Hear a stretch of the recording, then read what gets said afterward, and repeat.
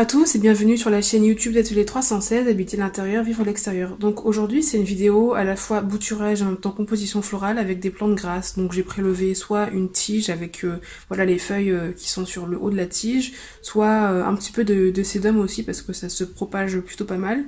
Alors l'idée c'est d'avoir toujours cette couche drainante avec tout d'abord, pour celui-ci en tout cas, des gravillons qui vont tapisser le fond.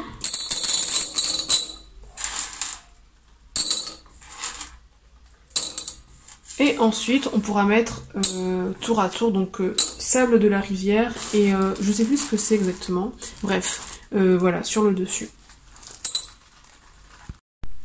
Donc voici le premier résultat. Ensuite, la deuxième couche. Voilà.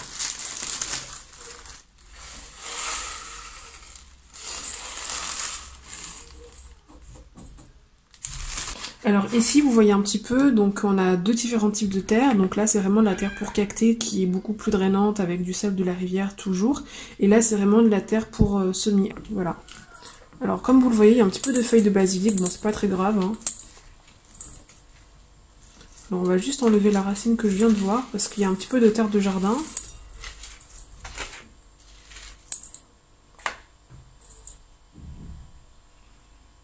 Bon, à la limite, le basilic, c'est pas très grave. Au pire, s'il pousse du basilic, c'est pas la fin du monde.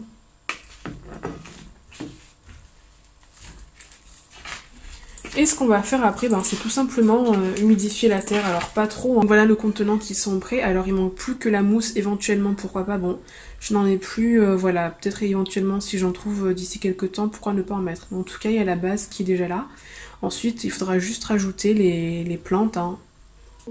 Alors voici donc compositions végétales hein, qui ont été préparées ce matin. Donc hier ça a été l'arrosage, donc une première fois de la terre, et maintenant j'ai mis donc voilà les sédums en même temps, enfin juste après l'arrosage. Et puis là je viens de rajouter quelques prélèvements de plantes. Alors ça devrait le faire. Mais voilà, on va voir la suite. Pendant que j'ai mis le prélèvement des plantes grasses, je vais tout simplement arroser au goutte à goutte. Alors ici, c'est pas de la Volvic, hein, c'est de l'eau de pluie que j'ai récupérée. Et n'hésitez pas à regarder ma vidéo, comment récupérer de l'eau de pluie quand on n'a pas de citerne ni de grands cubes de récupération. Et surtout quand on vit en appartement. Voilà, ça peut vous aider. Et franchement, l'eau de pluie pour les plantes, je crois qu'il y a rien de mieux. Alors l'idée de cet arrosage, c'est vraiment d'arroser finalement un petit peu au pied de la plante, à l'endroit où les racines peuvent apparaître et à l'endroit où les racines vont apparaître. Alors là, j'arrose uniformément aussi.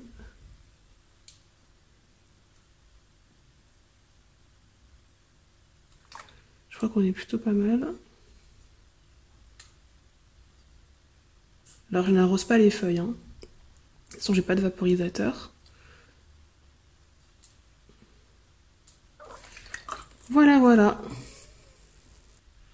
Et ici, bon je suis sûre qu'il va y avoir au moins quelque chose qui va sortir. Et peut-être que d'ici là j'aurai trouvé le moyen de cultiver entre guillemets de la mousse.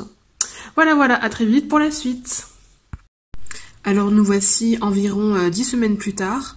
Donc vous voyez vraiment que la plante grasse, elle a poussé incroyablement bien en fait, incroyablement bien. Vous voyez également qu'il y a un petit peu de changement. Donc on avait à la base plutôt que de la terre, enfin même pas plutôt, c'était juste de la terre. Et là j'ai décidé en fait voilà, de rajouter un peu de sable, sable de la rivière, sable de la Loire, donc en gris c'est vraiment sable de la rivière, là plutôt de la région niçoise d'où je viens, enfin région niçoise, c'est la Roya pour ceux qui connaissent un petit peu le sud de la France. Et là c'est tout simplement du sable, comme je vous l'ai dit, acheté en grande surface, rayon animalerie, rayon aquarium, et là ce sont des graviers que j'ai trouvés soit un peu par terre, soit dans la rivière également aussi. On a aussi une deuxième surprise, c'est qu'on a un petit bébé succulent qui est en train de naître en fait. Voilà, il est en train de naître. Il est juste ici. Voilà. Et j'espère qu'il va bien se développer. Donc voilà, c'est plutôt une belle réussite cette composition florale. Alors ce qui est pas mal avec le sable, c'est que ça protège la terre éventuellement des prédateurs ou des indésirables, un petit peu comme les moucherons et tout ça.